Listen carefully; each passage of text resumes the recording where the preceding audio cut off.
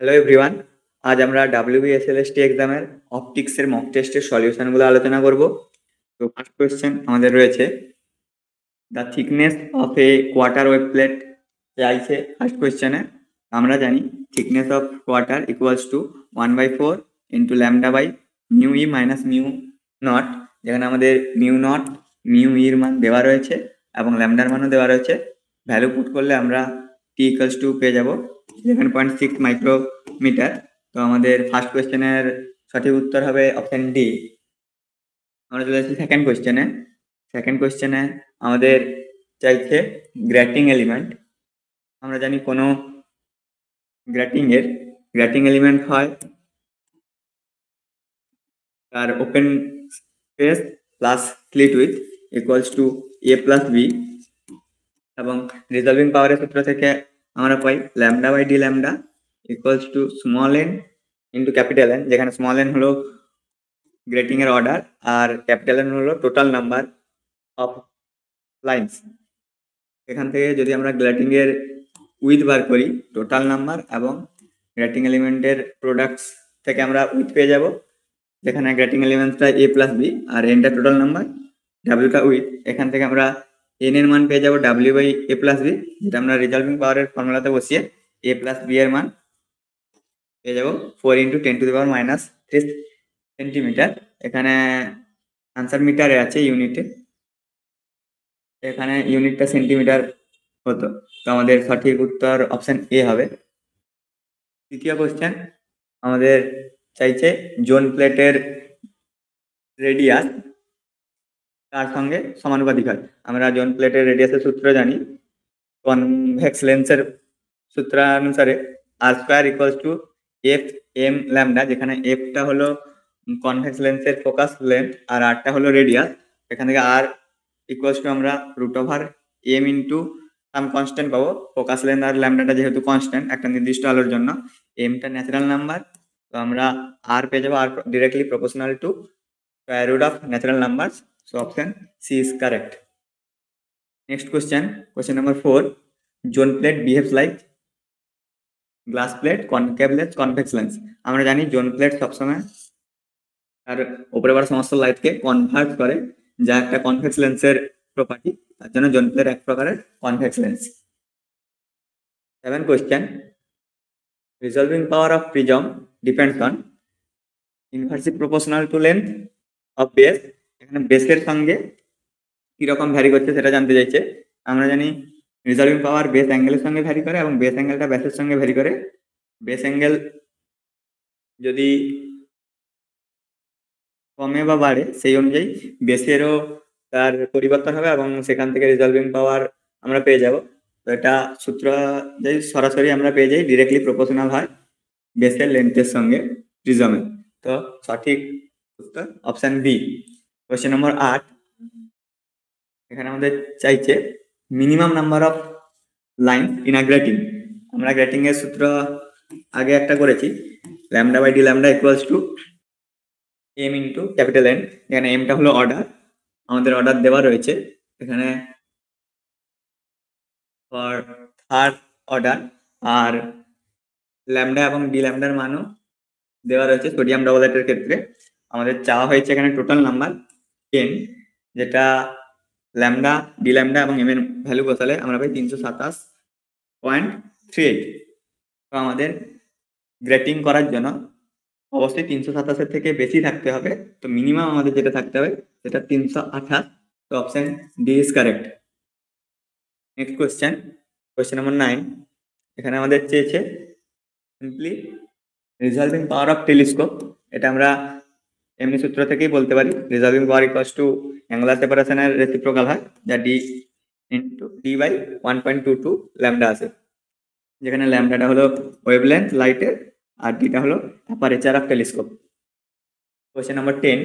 Red light is used to danger signal because it is scatter least comfortable I. এটা বলা হয়েছে। তো আমরা জানি যে রেড লাইটের ওয়েভলেন্থ সবচেয়ে বেশি হয়, আর স্ক্যাটারিং এর ফর্মুলা থেকে আমরা পেয়ে যাই যে স্ক্যাটারিং ভ্যারাইজাস করে ল্যামডা টু দি পাওয়ার 4 এর ইনভার্স প্রপোর্শনাল। তো ল্যামডা বাড়ার সঙ্গে সঙ্গে স্ক্যাটার কম হয় এবং যার জন্য আলোটা অনেক দূর পর্যন্ত দেখা যায় আর ইন্টেন্সিটি অনেক বেশি থাকে, তাই আমরা অনেক দূর থেকেই ডেঞ্জার সিগন্যালে লাল আলোটা দেখতে পাই। তার জন্য ক্যাটালিস্ট এই ধর্ম অনুযায়ী লাল আলো ইউজ করা হয়। তো নেক্সট কোয়েশ্চেন নাম্বার 11, এখানে আমাদের ইন্টেন্সিটির স্ক্যাটার্ড ইন্টেন্সিটির রেশিও দিয়েছে দুটো ল্যামডা ভ্যালুর ক্ষেত্রে, একটা 4000 একটা 6000। আমি যদি ল্যামডা 1 ইকুয়ালস টু 4000 ধরি, ল্যামডা 2 ইকুয়ালস টু 6000 ধরি, এর আগের অঙ্ক থেকে আমরা দেখেছি আই ভ্যারিস করে ল্যামডার 4 পাওয়ারের সঙ্গে ইনভার্স প্রপোর্শনালি। তো সেখান থেকে আমরা I1 by I2 equals to পেয়ে যাই lambda 2 to the power 4 by lambda 1 to the power 4, যেখানে ল্যামডা 1 বাই ল্যামডা 2 আমরা পেয়ে গেছিলাম 2/3 আর lambda 2 by lambda 1 equals to 3/2। তো 3/2 টু দি পাওয়ার 4, যেখানে আমরা আনসার পেয়ে যাব 81.16, option D. Next question number 12, যেটা আমাদের স্ক্যাটারিং এরই একেবারে সূত্রের question, I vary just 1 by lambda to the power 4। Right answer হবে option D. Next question number 13, এখানে চা হয়েছে ফ্রনহোফার ডিফ্রাকশনের ক্ষেত্রে কোনটি সঠিক। আমরা জানি ফ্রনহোফার ডিফ্রাকশন তখনই হয় যখন সোর্স এবং আমাদের যে স্ক্রিন দুটোই ইনফিনিটিভ দূরত্বে থাকবে। আর ইনফিনিটিভ দূরত্বের ক্ষেত্রে আমাদের যে ওয়েভলেট হয় সেটা প্লেন আকারে হয়। বিভিন্ন পয়েন্টের জন্য আমাদের যেরকম বিভিন্ন রকম ওয়েভলেট হয়, পয়েন্টের জন্য স্ফেরিক্যাল, লিনিয়ারের জন্য সিলিন্ড্রিক্যাল, সেরকম আমাদের ইনফিনিটিভ দূরত্বে থাকার জন্য ওয়েভলেটটা প্লেন হবে, যার জন্য বোথ সোর্স আর স্ক্রিন যেহেতু ইনফাইনাইট দূরত্বে থাকছে, তার জন্য ইনসিডেন্ট এবং রিফ্রাক্টেড ওয়েভ দুটোই ওয়েভলেটটা প্লেন আকারে হবে। কোয়েশ্চেন নাম্বার 14, ডিফ্রাকশনের ক্ষেত্রে যদি আমরা কোনো একটা সার্কুলার ডিস্ক ব্যবহার করি, তাহলে তার সেন্টারে কিরকম কালার থাকবে। আমরা যদি একটা পয়েন্ট সোর্স থেকে একটা স্ফেরিক্যাল ওয়েভ ফ্রন্ট ধরি এবং তার সামনে একটা ডিস্ক থাকে, তাহলে ডিস্কটা বিভিন্ন দূরত্বের জন্য সেন্টারের বিভিন্ন সংখ্যক হাফ পিরিয়ড জোন কভার করবে, যার জন্য তার ইন্টেন্সিটিটা আলাদা হবে। একটা করলে A2/2 এর হোল স্কয়ার, দুটো করলে A3, এরকম পরপর করতে থাকবে, কিন্তু সবসময় ইন্টেন্সিটি কিছু না কিছু পরিমাণ থাকবে যেটা যেটা অল্প হলেও গ্রেটার দেন 0 হবে। তো টোটালি ডার্ক আসবে না, অলওয়েজ কিছু একটা ইন্টেন্সিটি থাকবে, যার জন্য সবসময় সেন্টার পয়েন্টটা ব্রাইট থাকবে। নেক্সট কোয়েশ্চেন নাম্বার 15, ফেসাস বাইপ্রিজমের ক্ষেত্রে এখানে চাইছে দ্য পাথ 1 ইন্টারফেরিং রে এন্টায়ার ফ্রিঞ্জ সিস্টেম শিফটস কতটা শিফট করে। মাঝখানে একটা পি বেধের একটা গ্লাস প্লেট ব্যবহার করলে, তো আমরা জানি ফেসেলস বাইপ্রিজম ভার্চুয়াল সোর্সের জন্য হয়। মাঝখানে একটা সোর্স থেকে যদি আমরা দুটো ভার্চুয়াল সোর্সের দূরত্ব 2d ধরি এবং স্ক্রিনের ডিস্টেন্স যদি d দূরত্ব থাকে, তাহলে এখানে অপটিক্যাল পাথ ডিফারেন্স যেটা হয় μ-1 ইন্টু t, এই অপটিক্যাল পাথ ডিফারেন্সটা হতে থাকে, তার জন্য যে শিফটটা হয় সেটা হয় আমাদের e/2t ইন্টু μ-1 ইন্টু t, তার জন্য কারেক্ট অপশন এটা অপশন সি। কোয়েশ্চেন নাম্বার 16, এখানে বলেছে নিউটন রিং এর এক্সপেরিমেন্টের ক্ষেত্রে রেডিয়াস অফ কার্ভেচার বার করতে, যেটা আমরা সরাসরি সূত্র থেকে পেয়ে যাই। ডায়ামিটার নিউটন রিং এর হয় √4 n lambda r by mu, যেখানে nটা ন্যাচারাল নাম্বার, rটা রেডিয়াস অফ কার্ভেচার। তো আমাদের এখানে r বার করতে হবে। তো এই ফর্মুলা থেকে আমরা পেয়ে যাবো r equals to d square mu by 4 n lambda. এখানে দেওয়া রয়েছে এর মান দেওয়া রয়েছে, এখানে দেওয়া রয়েছে মিউর মানও দেওয়া রয়েছে, ল্যামডার মানও দেওয়া রয়েছে। সবগুলো ভ্যালু পুট করলে আমরা near equals to 200 centimetre answer পাই। তো correct option C. Next question number 17, Newton ring এর ক্ষেত্রে বলেছে ব্রাইট রিং কিরকম ভাবে প্রপোর্শনালি রিলেশনে থাকে। নিউটন রিং এর ক্ষেত্রে যখন রিং হয় তখন দুটো রিং যদি আমরা ধরি একটা ব্রাইট একটা ডার্ক, তাহলে ব্রাইট রিংটা ভ্যারিজ করে √2m + 1 ইন্টু কিছু একটা থাকে যেটা একটা নির্দিষ্ট লাইটের জন্য এবং নির্দিষ্ট লেন্সের জন্য কনস্ট্যান্ট থাকে। আর ডার্ক লাইটের জন্য হয় √2m ইন্টু √λ ইন্টু a, যেটা একটা কনস্ট্যান্ট থাকে নির্দিষ্ট লাইটের জন্য। আমাদের ভ্যারিজ করে শুধুমাত্র ফার্স্ট পার্টটার সঙ্গে, ন্যাচারাল নাম্বারের সঙ্গে।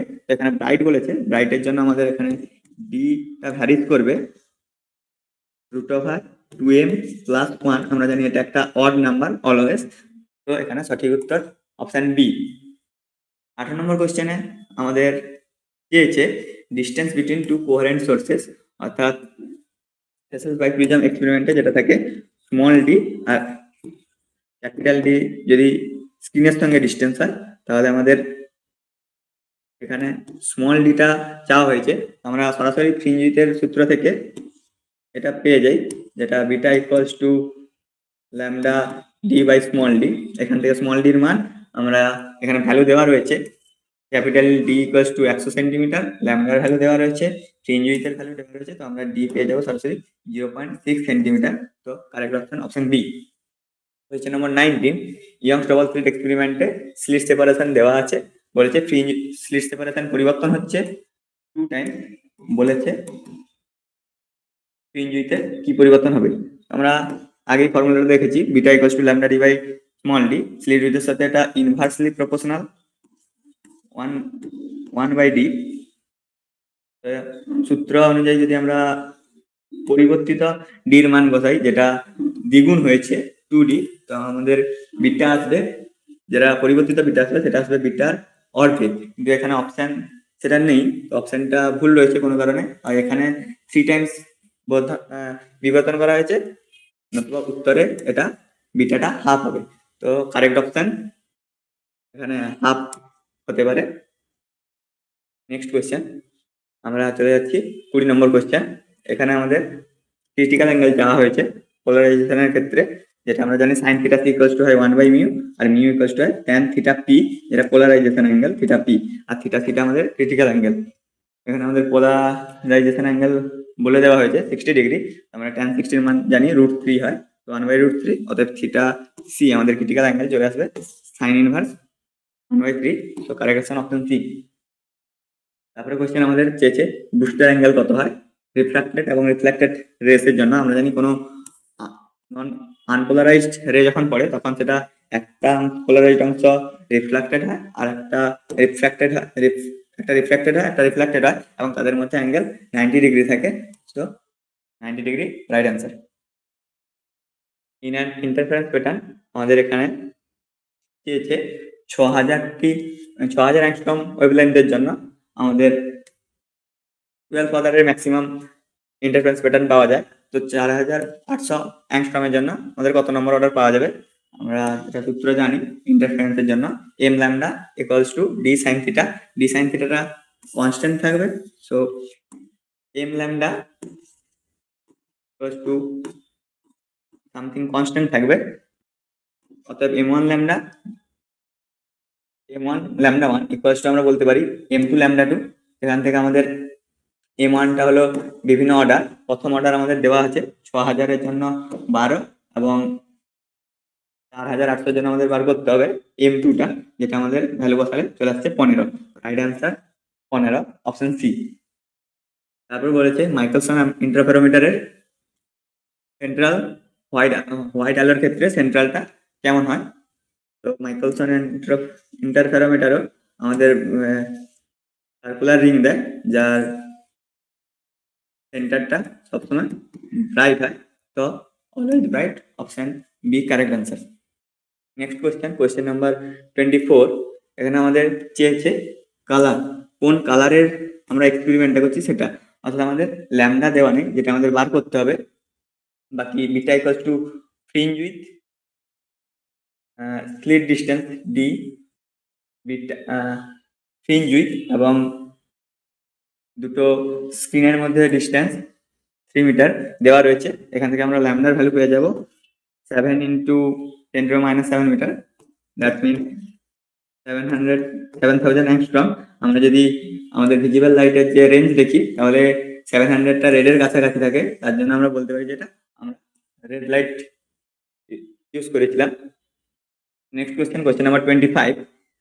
এখানে আমাদের ইন্টেন্সিটির রেশিও দেওয়া আছে দুটো, 1:9। আমাদের চেয়েছে ম্যাক্সিমাম ইন্টেন্সিটি আর মিনিমাম ইন্টেন্সিটির ratio. I max is to I minimum equals to দুটো আমাদের ইন্টেন্সিটি দেওয়া আছে, একটা I1 আর একটা I2 ধরলে আমাদের √I1 প্লাস √I2 তার whole square by √I1 minus I2 তার হোল স্কোয়ার। আমরা একটা ক্ষেত্রে 9, একটা ক্ষেত্রে 1 বসালে পেয়ে যাবো 4:1। আমাদের right answer option B 4:1। Next question number 26। এখানে বলে দিয়েছে আমাদের চোখের লেন্সের ক্ষেত্রে, হিউম্যান আই লেন্সের ক্ষেত্রে কোন স্টেটমেন্টগুলো সঠিক। তো আমাদের লেন্স একটা কনভেক্স লেন্সের মতন আচরণ করে, কারণ তার দুদিকটাই উত্তল থাকে। তো এটাও সঠিক আমাদের। কনভেক্স লেন্স হবে না, তাহলে অপশন বিটা রং হয়ে যাবে। Convex lens variable with focal length, এটা ঠিক হবে, কারণ আমাদের উপযোজন ক্ষমতা দূরে দেখার ক্ষেত্রে, কাছে দেখার ক্ষেত্রে চোখের লেন্স নিজের শেপ বিভিন্ন রকম বদলে নেয়, আর তার ফোকাল লেন্থ ভ্যারি করে সেখান থেকে। আর যেটা আমাদের ডিতে দেওয়া আছে, forms real and inverted image distance object lens, তার থেকে আলো নিয়ে রেটিনাতে আমাদের ইমেজ তৈরি করে, যেটা আমরা দেখতে পাই। সো অপশন ডিটাও কারেক্ট স্টেটমেন্ট। তো এখানে এ, সি আর ডি এই তিনটা true. So option C is correct answer. Next question number 27।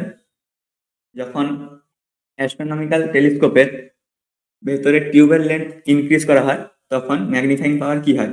আমরা জানি যে লেন্সের ক্ষেত্রে দুটো বা বিভিন্ন রকম লেন্সের ক্ষেত্রে বিভিন্ন রকম লেন্স ইউজ করা হয়, যার মাঝের দূরত্বটা যদি আমরা এল ধরি, এটা ইনক্রিজ করার সঙ্গে সঙ্গে ম্যাগনিফাইং পাওয়ারও প্রপোর্শনালি ভ্যারিজ করে। তো মাঝখানের লেন্থ যদি আমরা ইনক্রিজ করি তাহলে ম্যাগনিফাইং পাওয়ারও ইনক্রিজ করবে। Option B correct answer. Next question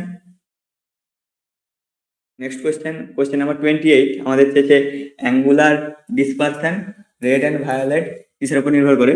angular dispersion যদি আমরা থিটা ধরি, থিটা আমাদের ইকুয়ালস টু হয় রেড আলোর জন্য যে মিনিমাম ডেভিয়েশন মাইনাস ভায়োলেট আলোর জন্য মিনিমাম ডেভিয়েশন, যেটা প্রিজম অ্যাঙ্গেলের উপর নির্ভর করে, এবং প্রিজম অ্যাঙ্গেলের উপর আর বেস অ্যাঙ্গেলের উপর নির্ভর করে, যেটা বিভিন্ন আলোর ইনসিডেন্ট অ্যাঙ্গেলের উপর ডিপেন্ডস করে।